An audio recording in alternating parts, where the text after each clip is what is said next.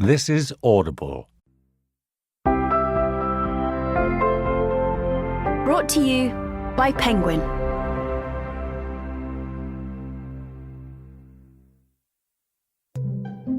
Anxious People, a novel by Fredrik Backman. Read by Marin Ireland.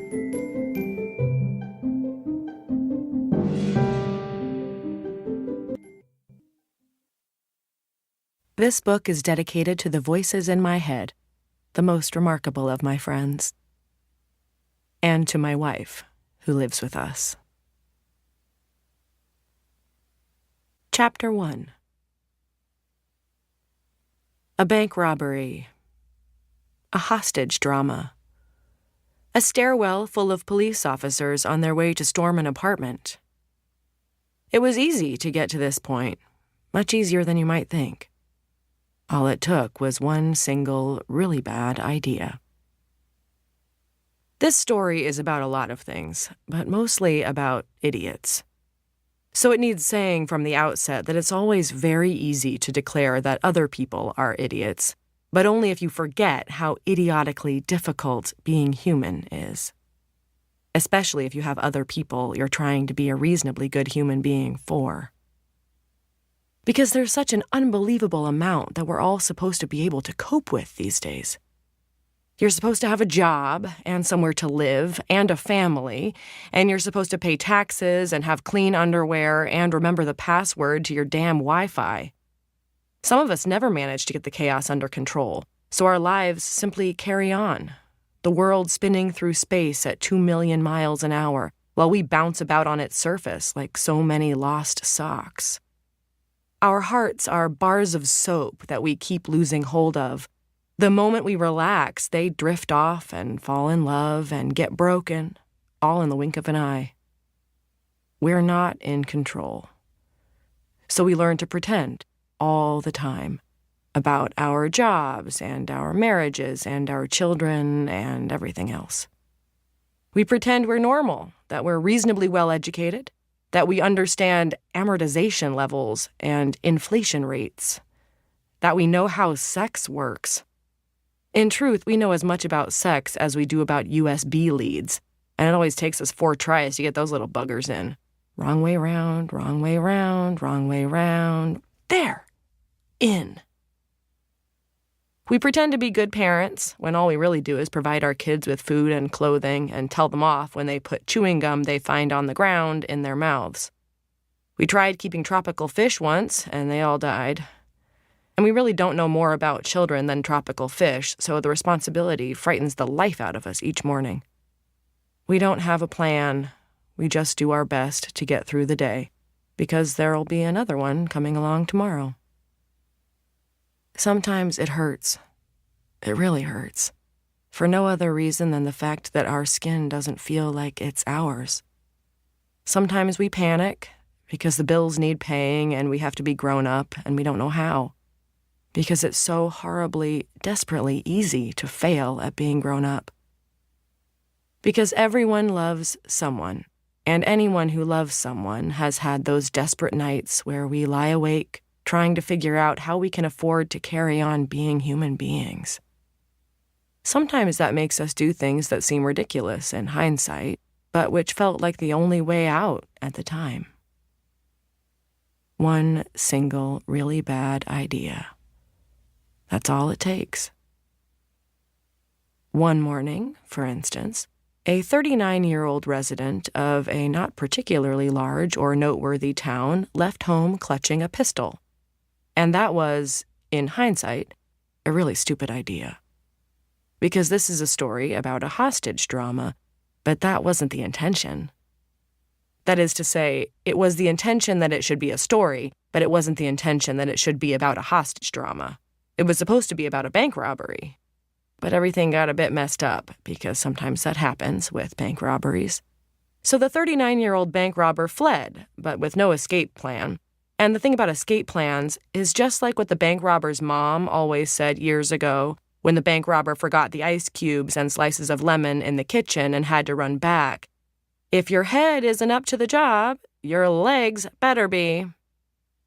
It should be noted that when she died, the bank robber's mom consisted of so much gin and tonic that they didn't dare cremate her because of the risk of explosion. But that doesn't mean she didn't have good advice to offer.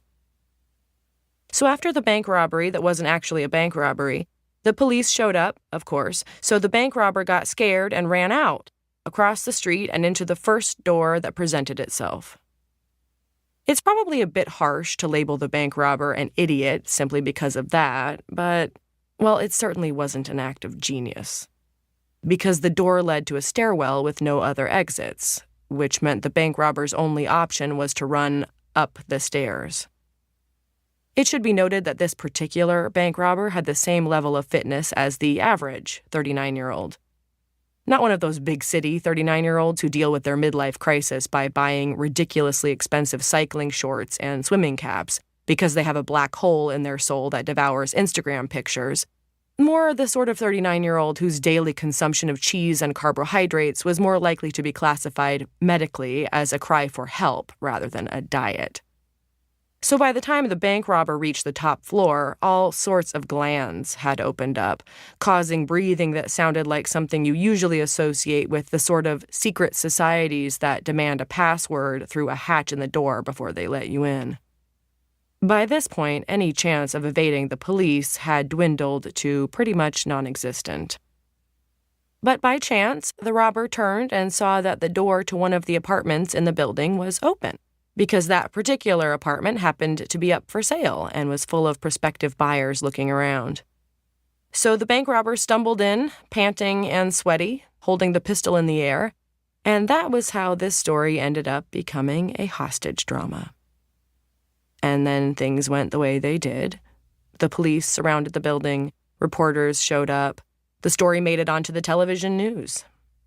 The whole thing went on for several hours until the bank robber had to give up. There was no other choice. So all 8 people who had been held hostage, 7 prospective buyers and 1 real estate agent, were released. A couple of minutes later, the police stormed the apartment. But by then, it was empty.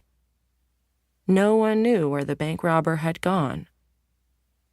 That's really all you need to know at this point. Now the story can begin.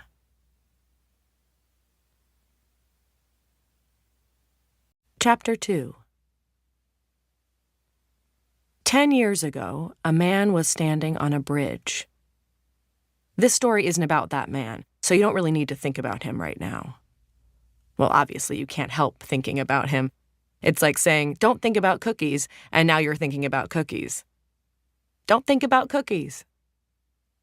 All you need to know is that a man was standing on a bridge 10 years ago, up on the railing, high above the water, at the end of his life. Don't think about that anymore now. Think about something nicer. Think about cookies.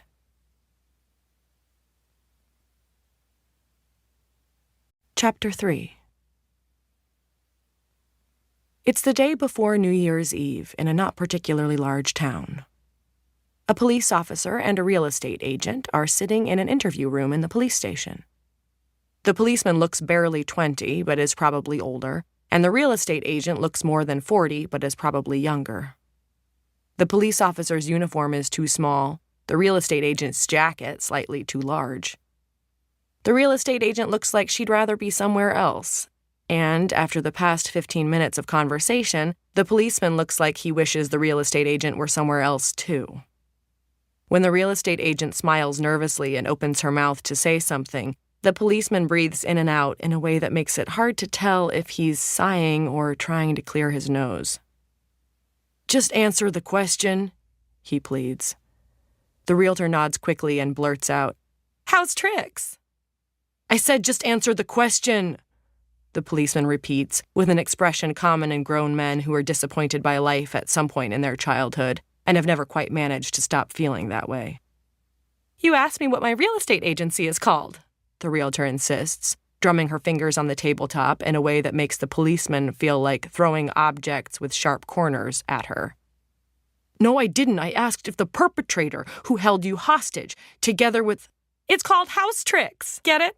Because when you buy an apartment, you want to buy from someone who knows all the tricks, don't you? So when I answer the phone, I say, "Hello, you've reached the House Tricks Real Estate Agency. How's tricks?" Obviously, the realtor has just been through a traumatic experience, has been threatened with a pistol and held hostage, and that sort of thing can make anyone babble. The policeman tries to be patient. He presses his thumbs hard against his eyebrows, as if he hopes they're two buttons, and if he keeps them pressed at the same time for 10 seconds, he'll be able to restore life to its factory settings. Okay. But now I need to ask you a few questions about the apartment and the perpetrator, he groans. It has been a difficult day for him, too. The police station is small, resources are tight, but there's nothing wrong with their competence. He tried to explain that over the phone to some boss's boss's boss right after the hostage drama, but naturally it was hopeless. They're going to send some special investigative team from Stockholm to take charge of the whole case. The boss didn't place the emphasis on the words investigative team when he said that, but on Stockholm, as if coming from the capital was itself some sort of superpower. More like a medical condition, the policeman thinks. His thumbs are still pressed to his eyebrows. This is his last chance to show the bosses that he can handle this himself. But how on earth is that going to work if you've only got witnesses like this woman? Okie dokie, the real estate agent chirrups, as if that were a real Swedish word. The policeman looks down at his notes. Isn't this an odd day to have a showing? The day before New Year's Eve? The real estate agent shakes her head and grins. There are no bad days for the House Tricks Real Estate Agency. The policeman takes a deep breath, then several more. Right. Let's move on. When you saw the perpetrator, what was your first Didn't you say you were going to ask about the apartment first? You said the apartment and the perpetrator, so I thought the apartment would be first. Okay, the policeman growls. Okay, the real estate agent chirrups. The apartment, then. Are you familiar with its layout? Of course, I'm the real estate agent after all, the real estate agent says, but manages to stop herself adding, from the House Tricks Real Estate Agency. House Tricks. Seeing as the policeman already looks like he wishes the ammunition in his pistol weren't so easy to trace. Can you describe it? The real estate agent lights up. It's a dream. We're talking about a unique opportunity to acquire an exclusive apartment in a quiet area within easy reach of the throbbing heart of the big city. Open plan, big windows that let in plenty of daylight. The policeman cuts her off. I meant, are there closets, hidden storage spaces, anything of that sort? You don't like open plan apartments? You like walls? There's nothing wrong with walls, the real estate agent replies encouragingly, yet with an undertone that suggests that in her experience, people who like walls are the same sort of people who like other types of barriers. For instance, are there any closets that aren't... Did I mention the amount of daylight? Yes. There's scientific research to prove that daylight makes us feel better. Did you know that? The policeman looks like he doesn't really want to be forced to think about this. Some people want to decide for themselves how happy they are. Can we stick to the point? Okie dokie. Are there any spaces in the apartment that aren't marked on the plans? It's also a really good location for children. What does that have to do with anything? I just wanted to point it out. The location, really good for children. Actually, apart from this whole hostage thing today, but apart from that, a brilliant area for kids. And of course you know that children just love police cars.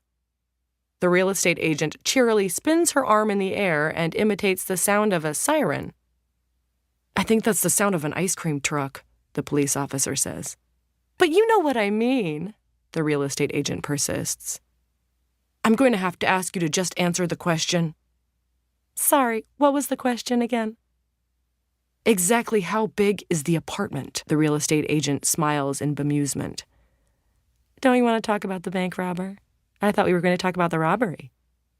The policeman clenches his teeth so hard that he looks like he's trying to breathe through his toenails. Sure. Okay. Tell me about the perpetrator. What was your first reaction when he... The real estate agent interrupts eagerly. The bank robber? Yes, the bank robber ran straight into the apartment in the middle of the viewing and pointed a pistol at us all. And do you know why? No, because it's open plan. Otherwise, the bank robber would never have been able to aim at all of us at the same time. The policeman massages his eyebrows. Okay, let's try this instead. Are there any good hiding places in the apartment? The realtor blinks so slowly that it looks like she's only just learned how to do it. Hiding places? The policeman leans his head back and fixes his gaze on the ceiling. His mom always said that policemen are just boys who never bothered to find a new dream. All boys get asked, "What do you want to be when you grow up?" And at some point, almost all of them answer, "A policeman." But most of them grow out of that and come up with something better. For a moment, he finds himself wishing he'd done that too, because then his days might have been less complicated, and possibly also his dealings with his family. It's worth pointing out that his mom has always been proud of him. She was never the one who expressed disapproval at his choice of career. She was a priest, another job that's more than just a way of earning a living, so she understood. It was his dad who never wanted to see his son in uniform. That disappointment may still be weighing the young police officer down because he looks exhausted when he focuses his gaze on the realtor again. Yes, that's what I've been trying to explain to you. We believe the perpetrator is still in the apartment. Chapter 4. The truth is that when the bank robber gave up, all the hostages, the real estate agent, and all the prospective buyers were released at the same time. One police officer was standing guard in the stairwell outside the apartment when they emerged. They closed the door behind themselves, the latch clicked, and then they walked calmly down the stairs, out into the street, got into the waiting police cars, and were driven away. The policeman in the stairwell waited for his colleagues to come up the stairs.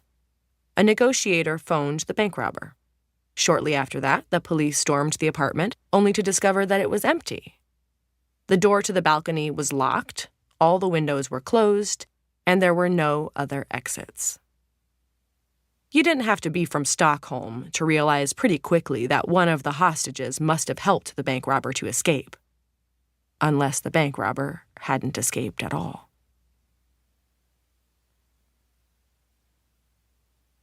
Chapter 5.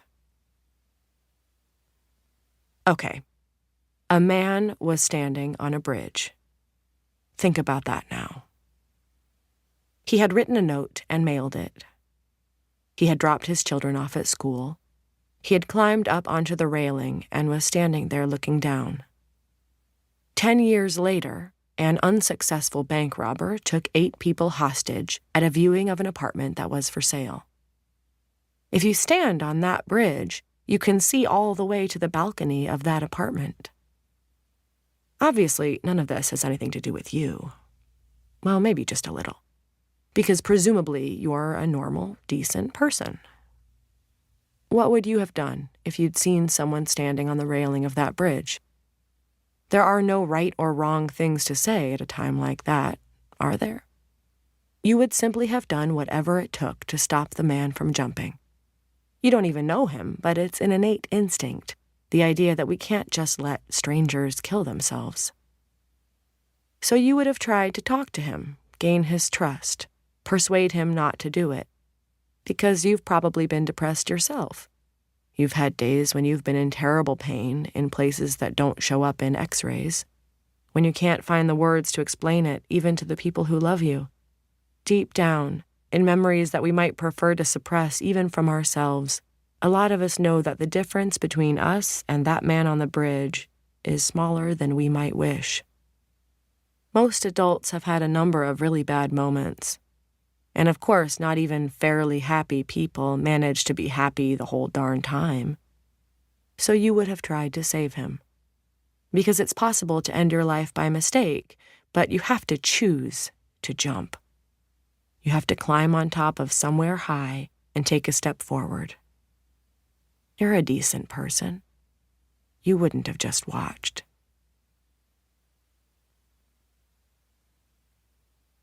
Chapter 6. The young policeman is feeling his forehead with his fingertips. He has a lump the size of a baby's fist there. "How did you get that?" the real estate agent asks, looking like she'd really prefer to ask how's tricks again. "I got hit on the head," the policeman grunts, then looks at his notes and says, "Did the perpetrator seem used to handling firearms?" The real estate agent smiles in surprise. "You mean the pistol?" "Yes. Did he seem nervous, or did it look like he'd handled a pistol plenty of times before?" The policeman hopes his question will reveal whether or not the real estate agent thinks the bank robber might have a military background, for instance. But the real estate agent replies breezily, "Oh no, the pistol wasn't real." The policeman squints at her, evidently trying to figure out if she's joking or just being naive. "What makes you say that?" "It was obviously a toy. I thought everyone had realized that." The policeman studies the real estate agent for a long time. She's not joking. A hint of sympathy appears in his eyes. "So you were never frightened?" The real estate agent shakes her head. No. I realized we were never in any real danger, That bank robber could never have harmed anyone." The policeman looks at his notes. He realizes that she hasn't understood. "Would you like something to drink?" he asks kindly. "No, thank you. You've already asked me that." The policeman decides to fetch her a glass of water anyway. Chapter 7. In truth, none of the people who were held hostage knows what happened in between the time they were released and the time the police stormed the apartment. The hostages had already gotten into the cars down in the street and were being driven to the police station as the officers gathered in the stairwell. Then the special negotiator, who had been dispatched from Stockholm by the boss's boss, seeing as people in Stockholm seem to think they're the only ones capable of talking on the phone, called to the bank robber in the hope that a peaceful resolution could be reached. But the bank robber didn't answer. Instead, a single pistol shot rang out. By the time the police smashed in the door to the apartment, it was already too late. When they reached the living room, they found themselves trampling through blood.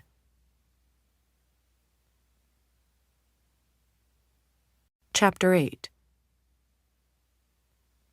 In the staff room of the police station, the young policeman bumps into an older officer. The young man is fetching water. The older man is drinking coffee. Their relationship is complicated, as is often the case between police officers of different generations. At the end of your career, you're trying to find a point to it all, and at the start of it, you're looking for a purpose. "Morning," the older man exclaims. "Hi," the younger man says, slightly dismissively. "I'd offer you some coffee, but I suppose you're still not a coffee drinker," the old officer says, as if it were some sort of disability. "No," the younger man replies, like someone turning down an offer of human flesh. The older and younger men have little in common when it comes to food and drink, or anything else for that matter, which is a cause of ongoing conflict whenever they're stuck in the same police car at lunchtime. The older officer's favorite food is a service station hot dog with instant mashed potatoes, and whenever the staff in the local restaurant try to take his plate away on buffet Fridays, he always snatches it back in horror and exclaims, "Finished? This is a buffet. You'll know when I'm finished because I'll be lying curled up under the table." The younger man's favorite food, if you were to ask the older officer, is that made-up stuff, algae and seaweed and raw fish. He thinks he's some sort of damn hermit crab. One likes coffee, the other tea. One looks at his watch while they're working to see if it will soon be lunchtime. The other looks at his watch during lunch to see if he can get back to work soon. The older man thinks the most important thing is for a police officer to do the right thing. The younger thinks it's more important to do things correctly. "Sure. You can have one of those frappuccinos, or whatever they're called.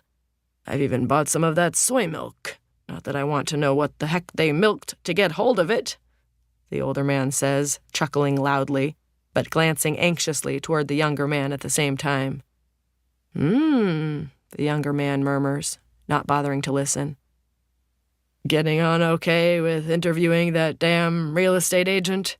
The older man asks, in a tone that suggests he's joking, to cover up the fact that he's asking out of consideration.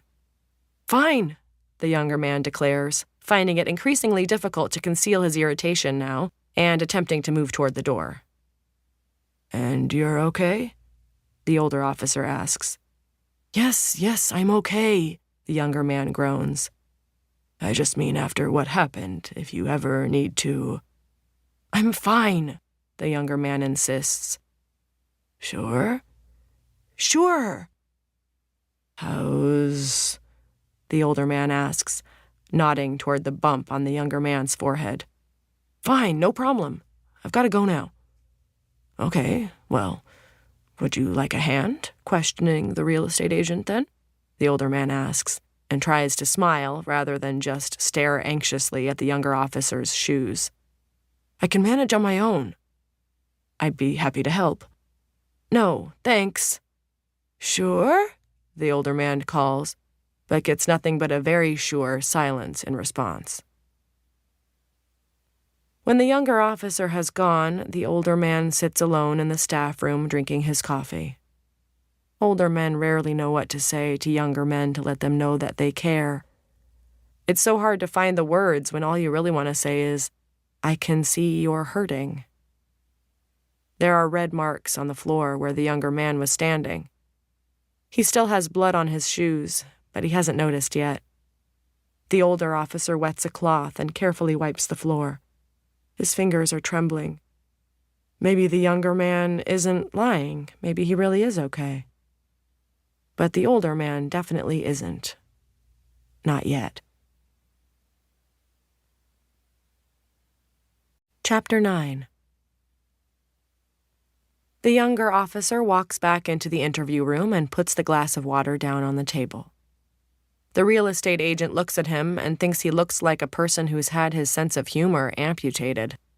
Not that there's anything wrong with that. Thanks, she says hesitantly toward the glass of water she hadn't asked for. I need to ask you a few more questions, the young officer says apologetically and pulls out a crumpled sheet of paper. It looks like a child's drawing. The real estate agent nods, but doesn't have time to open her mouth before the door opens quietly and the older police officer slips into the room. The real estate agent notes that his arms are slightly too long for his body. If he ever spilled his coffee, he'd only burn himself below his knees. Hello? I just thought I'd see if there was anything I could do to help in here, the older officer says. The younger officer looks up at the ceiling. No, thanks. Like I just told you, I've got everything under control. Right. Okay. I just wanted to offer my help, the older man tries. No, for God's... No, this is incredibly unprofessional. You can't just march in the middle of an interview, the younger man snaps.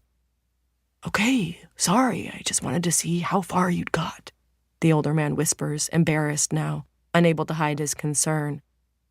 I was just about to ask about the drawing, the younger man snarls, as if he'd been caught smelling of cigarette smoke and insisted that he was only holding it for a friend. Ask who? The older officer wonders. The real estate agent, the younger man exclaims, pointing at her. Sadly, this prompts the realtor to bounce up from her chair at once and thrust her hand out. I'm the real estate agent, from the House Tricks Real Estate Agency. The realtor pauses and grins, unbelievably pleased with herself. Oh, dear God, not again, the younger police officer mutters as the realtor takes a deep breath. So, how's Tricks? The older officer looks questioningly at the younger officer. She's been carrying on like this the whole time, the younger man says, pressing his thumbs against his eyebrows. The older police officer squints at the real estate agent. He's gotten into the habit of doing that when he encounters incomprehensible individuals, and a lifetime of almost constant squinting has given the skin under his eyes something of the quality of soft ice cream. The realtor, who is evidently of the opinion that no one heard her the first time, offers an unwanted explanation. Get it? House tricks, real estate agency. House tricks. Get it? Because everyone wants a real estate agent who knows the best. The older officer gets it. He even gives her an appreciative smile. But the younger one aims his forefinger at the realtor and moves it up and down between her and the chair. Sit, he says, in that tone you only use with children, dogs, and real estate agents. The realtor stops grinning.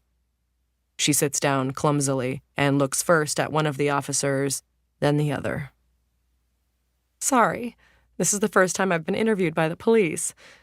You're not going to do that good cop, bad cop thing they do in films, are you? One of you isn't going to go out to get more coffee while the other one assaults me with a phone book and screams, "Where have you hidden the body?" The realtor lets out a nervous laugh. The older police officer smiles, but the younger one most definitely doesn't. So the realtor goes on, even more nervously. I mean, I was joking. They don't print phone books anymore, do they? So what would you do? Assault me with an iPhone? She starts waving her arms about to illustrate assault by phone and yelling in what the two officers can only assume is the real estate agent's imitation of their accents. Oh, hell no! I've ended up liking my ex on Instagram as well! Delete! Delete! The younger police officer doesn't look at all amused, which makes the real estate agent look less amused.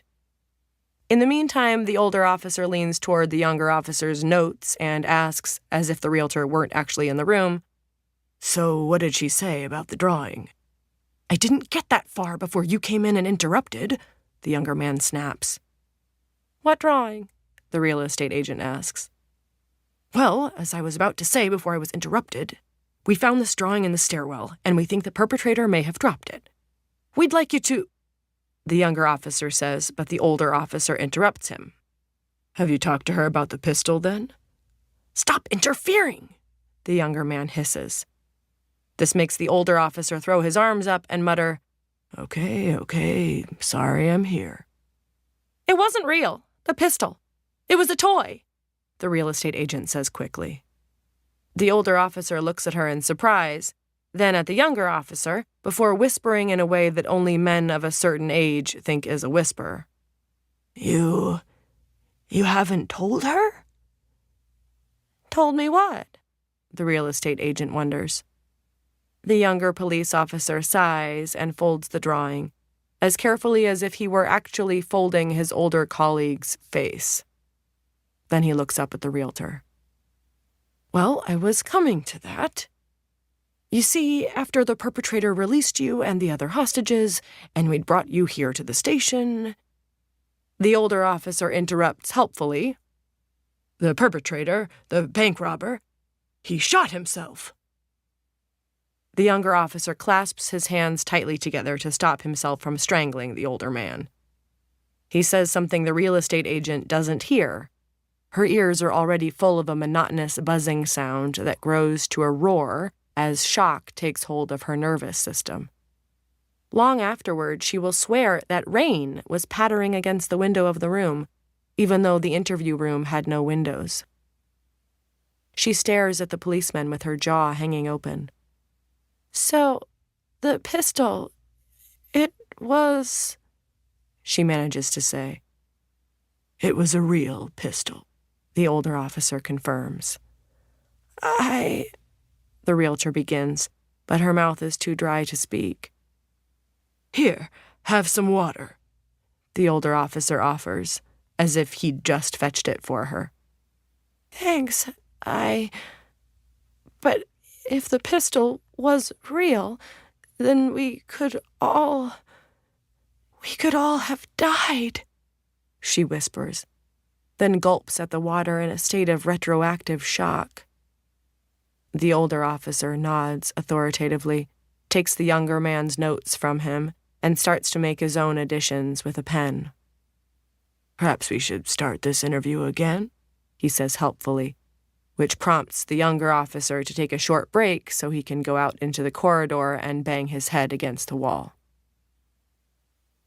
When the door slams shut, the older man jumps. This business with words is tricky when you're older, and all you want to say to someone younger is, "I can see you're in pain, and that causes me pain." The younger officer's shoes have left reddish-brown marks of dried blood on the floor under his chair. The older man looks at them disconsolately. This was precisely why he didn't want his son to become a policeman.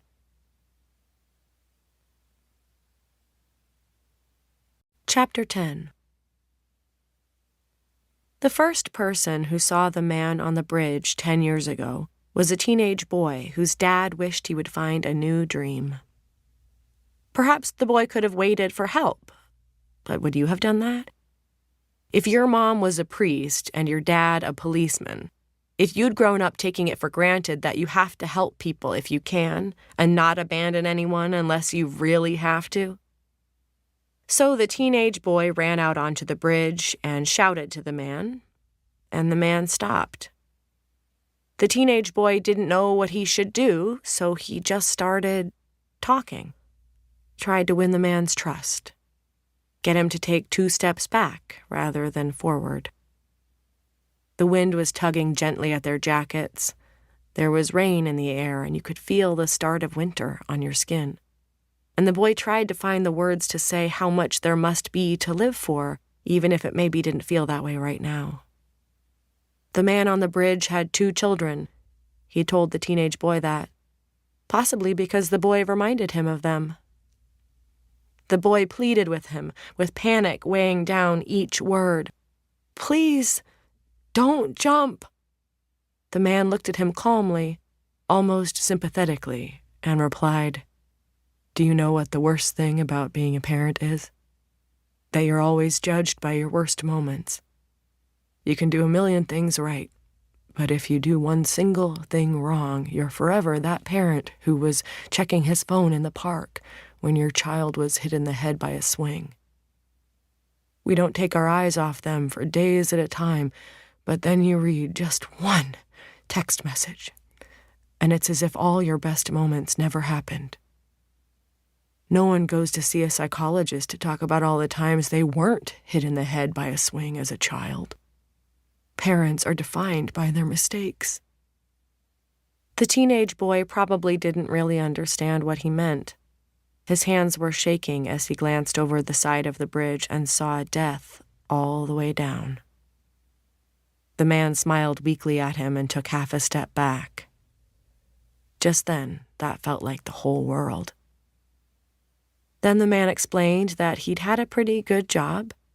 He'd set up his own relatively successful business, bought a fairly nice apartment, that he'd invested all his savings in shares in a real estate development company so that his children could get even better jobs and even nicer apartments, so that they could have the freedom not to have to worry, not have to fall asleep exhausted every night with a pocket calculator in their hands.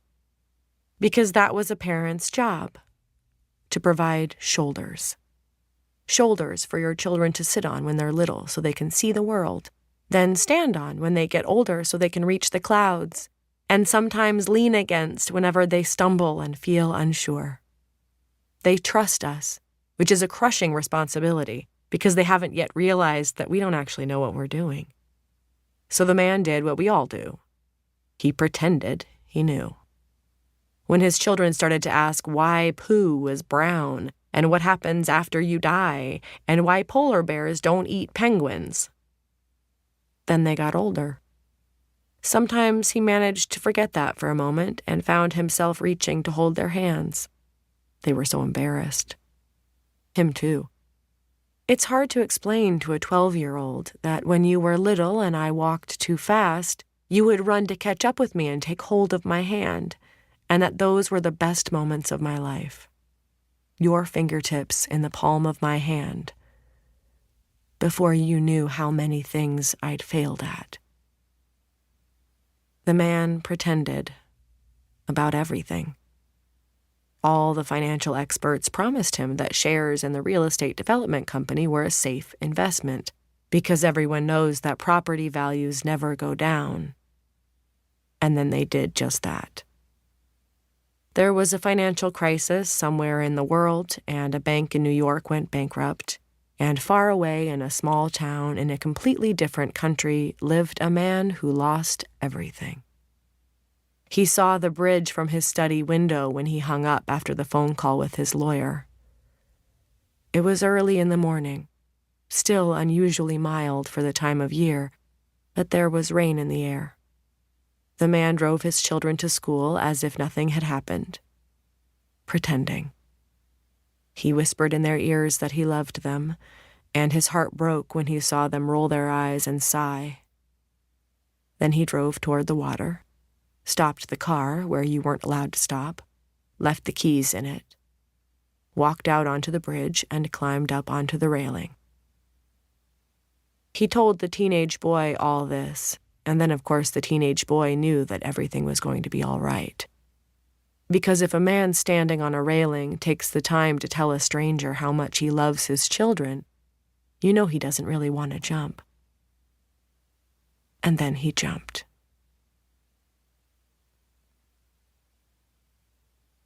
Chapter 11. 10 years later, the young police officer is standing in the corridor outside the interview room. His dad is still in there with the real estate agent. Of course, his mom was right. They should never have worked together, he and his dad. There was bound to be trouble. He didn't listen, because of course he never does. Occasionally, when she was tired or she'd had a couple of glasses of wine, enough to make her forget to hide her emotions, his mom looked at her son and said, "There are days when I can't help thinking you never really came back from that bridge, love. That you're still trying to save that man on the railing, even though it's as impossible now as it was back then." Perhaps that's true. He doesn't feel like checking. He still has the same nightmares 10 years on. After police college, exams, shift after shift, late nights, all his work at the station that's garnered so much praise from everyone but his dad, even more late nights, so much work that he's come to hate not working, unsteady walks home at dawn to the piles of bills in the hall and an empty bed, sleeping pills, alcohol. On nights when everything has been completely unbearable, he's gone out running, mile after mile through darkness and cold and silence, his feet drumming against the pavement faster and faster, but never with the intention of getting anywhere, of accomplishing anything. Some men run like hunters, but he ran like their prey. Drained with exhaustion, he would finally stagger home, then head off to work and start all over again. Sometimes a few whiskeys were enough to get him to sleep, and on good mornings, ice-cold showers were enough to wake him up.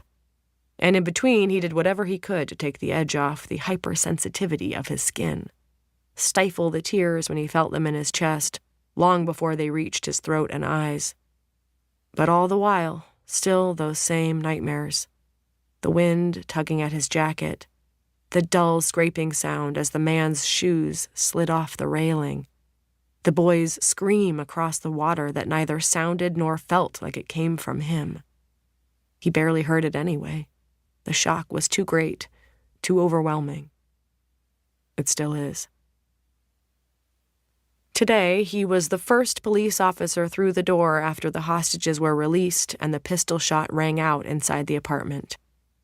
He was the one who rushed through the living room, over the blood-stained carpet, tore the balcony door open, and stood there, staring disconsolately over the railing. Because no matter how illogical it might seem to everyone else, his first instinct and greatest fear was, he's jumped. But there was nothing down there. Just the reporters and curious locals who were all peering up at him from behind their mobile phones. The bank robber had vanished without a trace, and the policeman was alone up there on the balcony. He could see all the way to the bridge from there. Now he was standing in the corridor of the police station, unable even to make himself wipe the blood from his shoes. Chapter 12. The air passes through the older policeman's throat as roughly as a piece of heavy furniture being dragged across an uneven wooden floor. When he'd reached a certain age and weight, He'd noticed himself starting to sound like that, as if older breaths were heavier. He smiles awkwardly at the real estate agent. My colleague, he's my son. Ah, the realtor nods, as if to say that she's got children too, or perhaps that she hasn't got children but that she'd read about them in a manual during her real estate agent's training. Her favorites are the ones with toys in neutral colors, because they match everything. My wife said it was a bad idea for us to work together, the policeman admits. I understand, the realtor lies. She said I'm overprotective, that I'm one of those penguins that squats on top of a stone because I don't want to accept that the egg has gone. She said you can't protect your kids from life because life gets us all in the end. The realtor considers pretending to understand, but replies honestly instead. What did she mean by that? The police officer blushes. I never wanted... Look, it's silly of me to sit here and go on about this to you, but I never wanted my son to join the police. He's too sensitive. He's too... good. Do you know what I mean? 10 years ago, he ran onto a bridge and tried to talk some sense into a man who was going to jump. He did all he could. But the man jumped anyway. Can you imagine what that does to a person? My son, he always wants to rescue everyone. After that, I thought maybe he'd stop wanting to be a policeman, but the opposite happened. He suddenly wanted it more than ever, because he wants to save people. Even the bad guys. The real estate agent's breathing has slowed. Her chest is rising and falling almost imperceptibly. You mean the bank robber? The older policeman nods. Yes. There was blood everywhere inside the apartment when we got in. My son says the bank robber is going to die unless we find him in time. The real estate agent can see how much this means to him from the sadness in his eyes. Then he runs his fingers across the tabletop and adds with forced formality, I have to remind you that everything you say during this interview is being recorded. Understood, the real estate agent assures him. It's important that you understand that. Everything we say here will be included in the file and can be read by any other police officer, he insists. Everyone can read. Definitely understood. The older officer carefully unfolds the piece of paper the younger officer left on the table. It's a drawing produced by a child who is either extremely talented or completely devoid of talent for their age, depending entirely on what that age is. It appears to show 3 animals. Do you recognize this? As I said before, we found it in the stairwell. Sorry, the real estate agent says, looking genuinely sorry. The policeman forces himself to smile. My colleagues reckon it looks like a monkey, a frog, and a horse. I think that one looks more like a giraffe than a horse. I mean, it hasn't even got a tail. Giraffes don't have tails, do they? I'm sure it's a giraffe. The real estate agent takes a deep breath and says what women usually say to men who never seem to think that their lack of knowledge should get in the way of a confident opinion. I'm sure you're right. In truth, it wasn't the man on the bridge that made the teenage boy want to be a policeman. It was the teenage girl who was standing on the same railing a week later that made him want it. The one who didn't jump.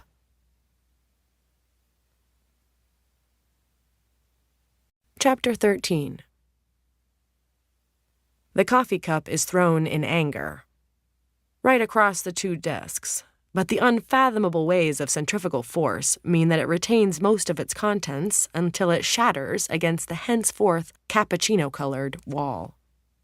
The 2 policemen stare at each other, one embarrassed, the other concerned. The older policeman's name is Jim. The younger officer, his son, is Jack. This police station is too small for these 2 men to be able to avoid each other, so as usual, they've ended up on either side of their desks, only half hidden behind their respective computer screens, because these days police work consists of 1/10 actual police work, with the rest of the time devoted to making notes about exactly what you did during the course of that police work. Jim was born in a generation that regarded computers as magic, Jack in one that has always taken them for granted. When Jim was young, children used to be punished by being sent to their rooms, but these days you have to force children to come out of them. One generation got told off for not being able to sit still, the next gets told off for never moving. So when Jim writes a report, he hits every key all the way down very deliberately, then checks the screen at once to make sure it hasn't tricked him, and only then does he press the next key. Because Jim isn't the sort of man who lets himself be tricked. Jack, in turn, types the way young men who've never lived in a world without the internet do. He can do it blindfolded, stroking the keys so gently that even a forensics expert wouldn't be able to prove that he'd touched them. The two men drive each other crazy, of course, about the smallest things. When the son is looking for something on the internet, he calls it Googling, but when his dad does the same thing, he says, "I'll look that up on Google." When they disagree about something, the father says, "Well, it must be right because I read it on Google." And the son exclaims, "You don't actually read things on Google, Dad. You search for them there." It isn't really the fact that his dad doesn't understand how to use technology that drives his son mad, but the fact that he almost understands. For instance, Jim still doesn't know how to take a screenshot, so when he wants to take a picture of something on his computer screen, he takes a photograph of the screen with his mobile phone. When he wants to take a picture of something on his mobile, he uses the photocopier. The last really big row between Jim and Jack was when some boss's boss decided that the town's police force should become more accessible on social media, because in Stockholm the police are evidently massively accessible the whole damn time, and asked them to take pictures of each other in the course of an ordinary day at work. So Jim took a photograph of Jack in the police car, while Jack was driving, with a flash. Now they're seated opposite each other, typing, constantly out of sync with each other. Jim is slow, Jack efficient. Jim tells a story, Jack simply gives a report. Jim deletes and edits and starts again. Jack just types and types as if there were nothing on the planet that could be described in more than one way. In his youth, Jim had dreams of becoming a writer. In fact, he was still dreaming about that until long into Jack's childhood. Then he started to dream that Jack might become a writer instead.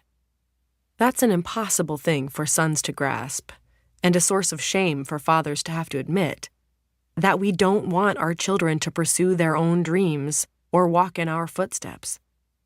We want to walk in their footsteps while they pursue our dreams. They have pictures of the same woman on their desks. The mother of one of them, the wife of the other. Jim's desk also has a photograph of a young woman, 7 years older than Jack, but they don't often talk about her. And she only gets in touch when she needs money. At the start of each winter, Jim says hopefully, "Maybe your sister will come home for Christmas." And Jack replies, "Sure, Dad, we'll see."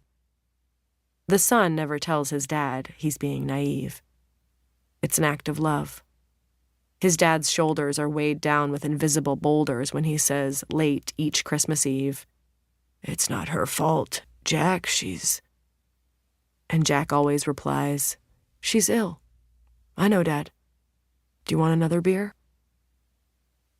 There are so many things that stand between the older policeman and the younger one now, regardless of how close they live to each other.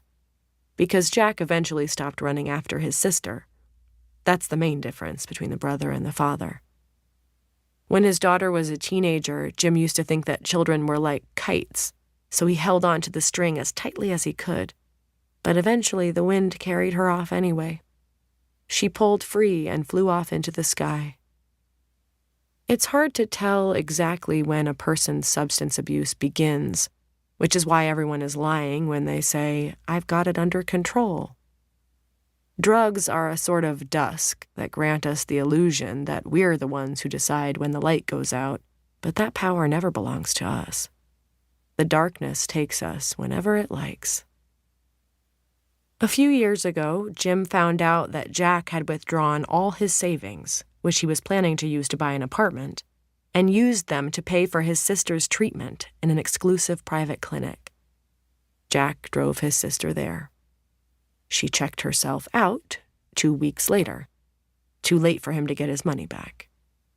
She didn't get in touch for 6 months, when she suddenly phoned in the middle of the night as if nothing had happened, and asked if Jack could lend her a few thousand for a plane ticket home, she said. Jack sent the money. She never came.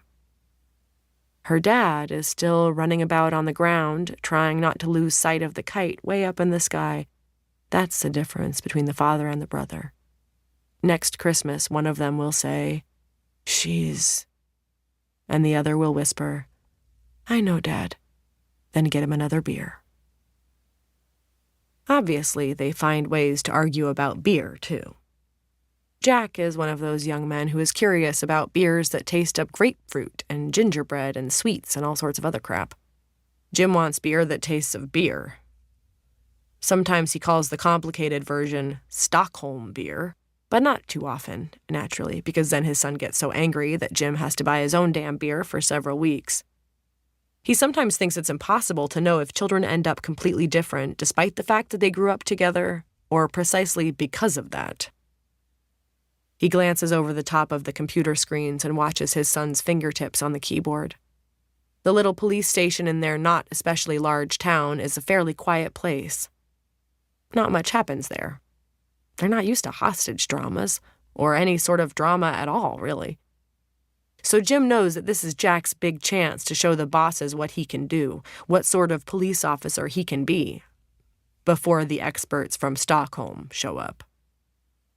Jack's frustration is dragging his eyebrows down, and restlessness is blowing a gale inside him. He's been teetering on the verge of a furious outburst ever since he was the first officer into the apartment. He's been keeping a lid on it, but after the last interview, he marched into the staff room and exploded. "One of these witnesses knows what happened. Someone knows and is lying to our faces. Don't they understand that a man could be lying hidden somewhere, bleeding to death right now? How the hell can anyone lie to the police while someone's dying?" Jim didn't say a word when Jack sat down at his computer after his outburst. But when the coffee cup hit the wall, it wasn't Jack who threw it. Because even if his son was furious about not being able to save the perpetrator's life, and hated the fact that a group of damn Stockholmers were about to show up and take the investigation away from him, that came nowhere close to the frustration his father felt at not being able to help him. A long silence follows. First they glare at each other, then down at their keyboards.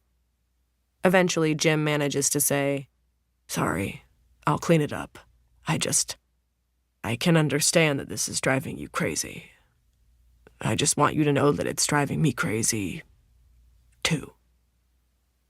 He and Jack have both studied every last inch of the plan of the apartment. There are no hiding places in there, nowhere to go. Jack looks at his dad, then at the remains of the coffee cup behind him, and says quietly, "He must have had help. We're missing something here." Jim stares at the notes from the interviews with the witnesses. "We can only do our best, son." It's easier to talk about work when you haven't quite got the words to talk about the other things in life. But obviously those words apply to both things at the same time. Jack has been thinking about the bridge ever since the hostage drama started, because during his best nights, he still dreams that the man didn't jump, that Jack managed to save him. Jim thinks about the same bridge all the time, because during his worst nights, he dreams that it was Jack who jumped instead. Either one of the witnesses is lying, or they all are. Someone must know where this man is hiding, Jack repeats mechanically. Jim sneaks a glance at Jack's 2 index fingers, tapping the desktop the same way as his mother after a heavy night at the hospital or prison. Too much time has passed for the father to ask his son how he's doing. Too much time for the son to be able to explain. The distance between them is too great now. But when Jim slowly gets up from his chair with the full symphony of a middle-aged man's groans, to wipe the wall and pick up the pieces of the cup he threw, Jack gets quickly to his feet and walks to the staff room. He comes back with 2 more cups. Not that Jack drinks coffee, but he understands that it occasionally means something to his father not to have to drink alone. "I shouldn't have got involved in your interview, son," Jim says in a low voice. "It's okay, Dad," Jack replies. Neither of them means it. We lie to those we love. They hunch over their keyboards again and type up the final transcripts of all the interviews with the witnesses, reading them through one more time in search of clues. They're right. Both of them. The witnesses aren't telling the truth. Not all of it. Not all of them.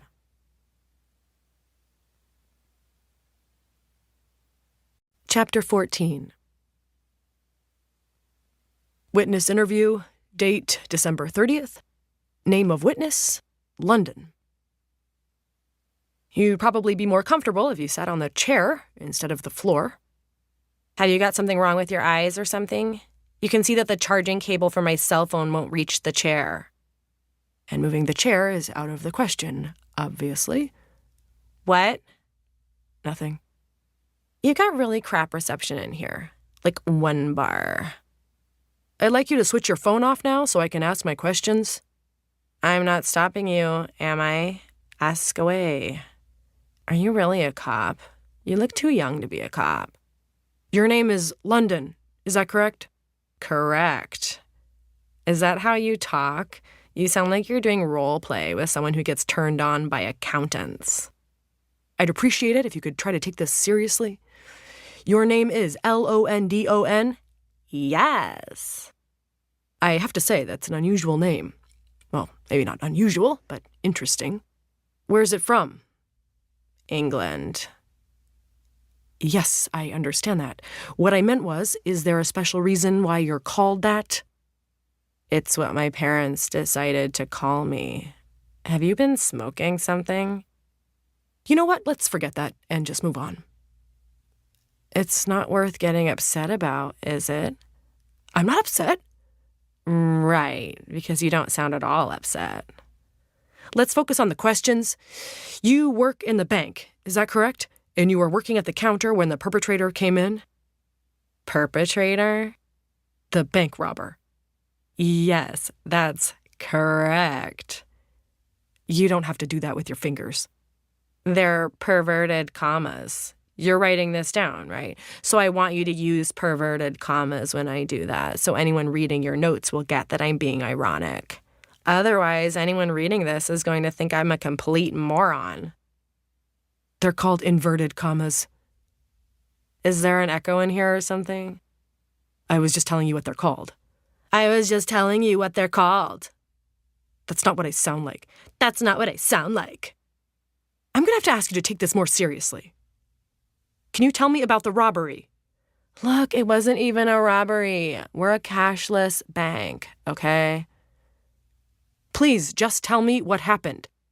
Did you put that my name is London, or have you just put witness? I wanted to use my name in case this ends up online and I get famous.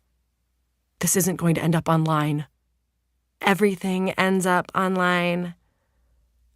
I'll make sure I use your name. Sick. Sorry? Sick. Don't you know what sick means? It means good, okay? I know what it means. I just didn't hear what you said. I just didn't hear what you said. How old are you? How old are you? I'm asking because you seem quite young to be working in a bank. I'm 20. And I'm like only a temp because no one else wanted to work the day before New Year's Eve. I'm going to study to be a bartender. I didn't know you needed to study to do that. It's tougher than being a cop, anyway. Of course it is. Can you tell me about the robbery now, please? God, can you be any more annoying? Okay, I'll tell you about the robbery.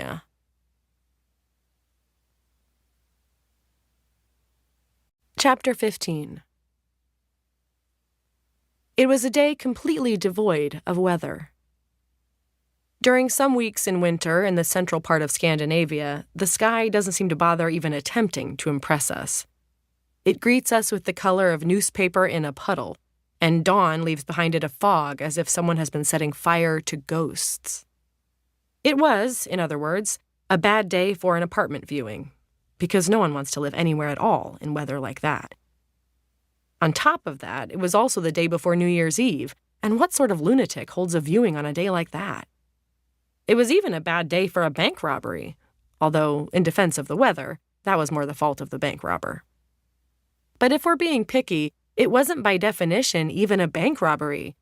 Which isn't to say that the bank robber didn't fully intend to be a bank robber, because that was very much the intention.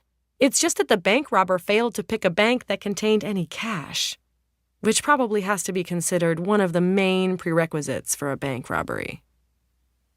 But this wasn't necessarily the bank robber's fault. It was society's. Not that society was responsible for the social injustices that led the bank robber onto a path of crime, which society may well in fact be responsible for, but that's completely irrelevant right now. But because in recent years, society has turned into a place where nothing is named according to what it is anymore.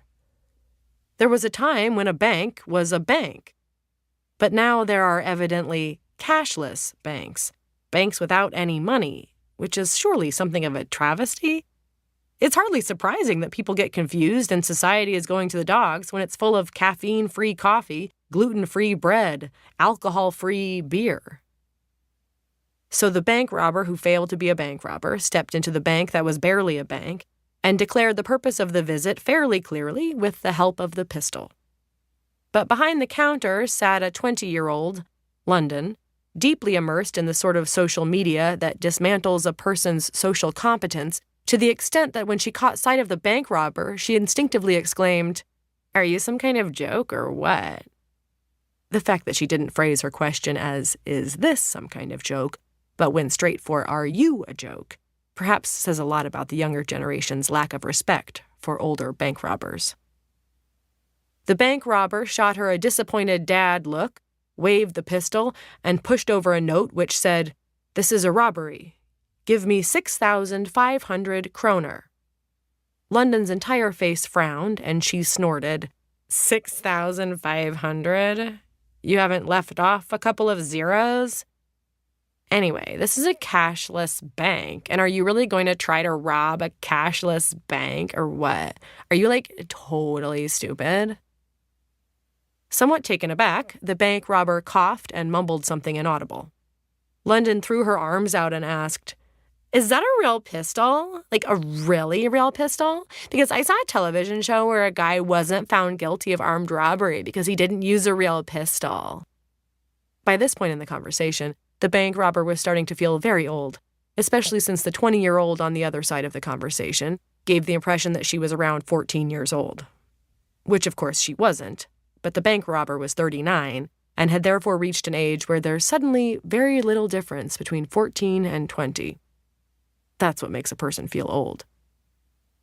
"Hello? Are you going to answer me or what?" London exclaimed impatiently. And obviously it's easy in hindsight to think that this was a somewhat poorly considered thing to shout at a masked bank robber holding a pistol, but if you knew London, you'd have known that this wasn't because she was stupid. She was just a miserable person. That was because she didn't have any real friends, not even on social media, and instead spent most of her time getting upset that celebrities she didn't like hadn't had their life together ruined. Again. Just before the bank robber came in, she had been busy refreshing her browser to find out if two famous actors were going to get divorced or not. She hoped they were, because sometimes it's easier to live with your own anxieties if you know that no one else is happy either. The bank robber didn't say anything, though, and had started to feel rather stupid by this point, and was now regretting the whole thing. Robbing a bank had clearly been a breathtakingly stupid idea right from the outset. The bank robber was actually on the point of explaining this to London before apologizing and walking out, and then perhaps everything that happened after that wouldn't have happened at all. But the bank robber didn't get a chance, seeing as London announced instead, "Look, I'm going to call the cops now." That was when the bank robber panicked and ran out of the door. Chapter 16. Witness interview continued. "Is there anything more specific you could tell me about the perpetrator?" "You mean the bank robber?" "Yes." So why not just say that instead? Is there anything more specific you could tell me about the bank robber? Like what? Do you remember anything about his appearance? God, that's such a superficial question. You've got a really sick binary view of gender, yeah? I'm sorry? Can you tell me anything else about the person? You don't have to use perverted commas for that. I'm afraid I'm going to have to say that I do. Can you tell me anything about the bank robber's appearance? For instance, was the bank robber a short bank robber or a tall bank robber? Look, I don't describe people by their height. That's really excluding. I mean, I'm short, and I know that can give a lot of tall people a complex. I'm sorry. Tall people have feelings too, you know. Okay, fine. Then I can only apologize again. Let me rephrase the question. Did the bank robber look like the sort of bank robber who might have a complex? Why are you rubbing your eyebrows like that? It's really creepy. I'm sorry? To keep listening to this audiobook, I've left you a link in the description so you can do it at no cost thanks to Audible's 30-day free trial.